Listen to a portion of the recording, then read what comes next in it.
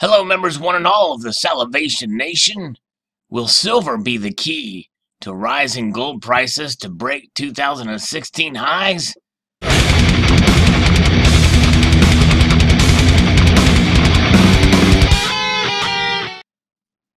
According to this analyst on Kit Code News, Neil Christensen, it looks like that could be the case.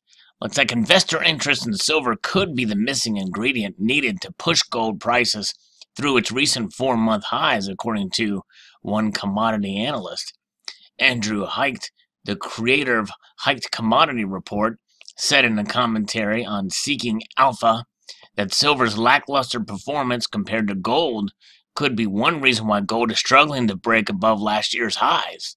Gold may be waiting for one last signal from its little brother before it takes off to the upside.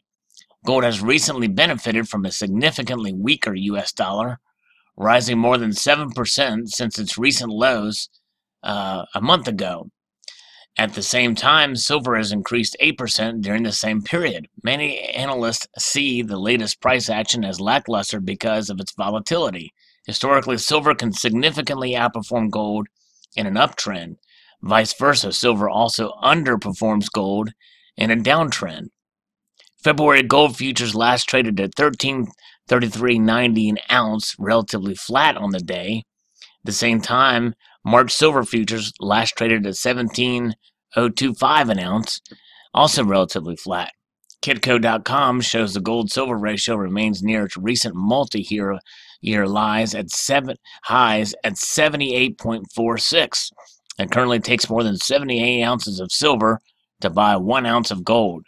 Analysts have noted that the ratio's historical average is around 64 points. The ratio is close to its highest level since 1993, as 1750 has proved a difficult price point to conquer for the precious metals.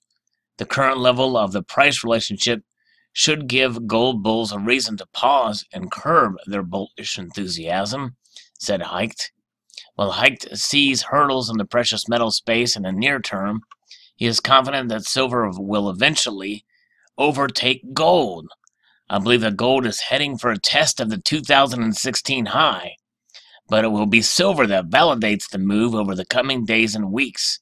Silver is currently sitting at a price point that could turn out to be a launch pad for its price and the prices of gold and many other commodities. While silver continues to disappoint precious metals investors in the new year, there's still a lot of bullish sentiment in the marketplace. Many banks expect silver will outperform gold prices as it benefits from growing industrial demand as the global economy continues to grow. Last week, the Silver Institute said that it sees positive fundamentals for the silver market in 2018 as demand grows and supply shrinks. The Institute said that it expects silver supply to decline 2% last year for the second consecutive year. And that is some certainly interesting news for sure, and analysis there.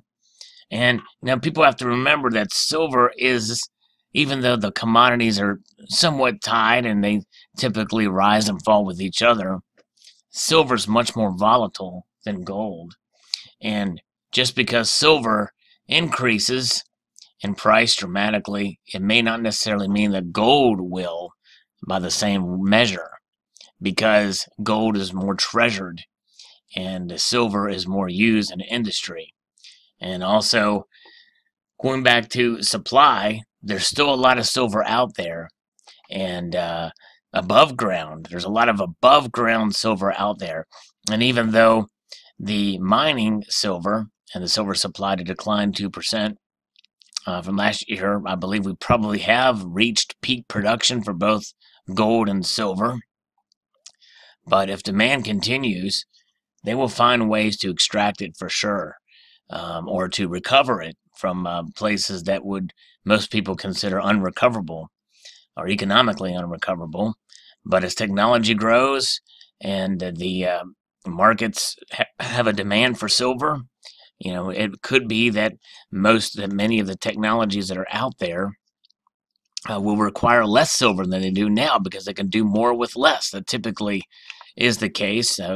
Processors and the like become more efficient, And then of course you have other ideas or technologies that come along that could actually replace silver.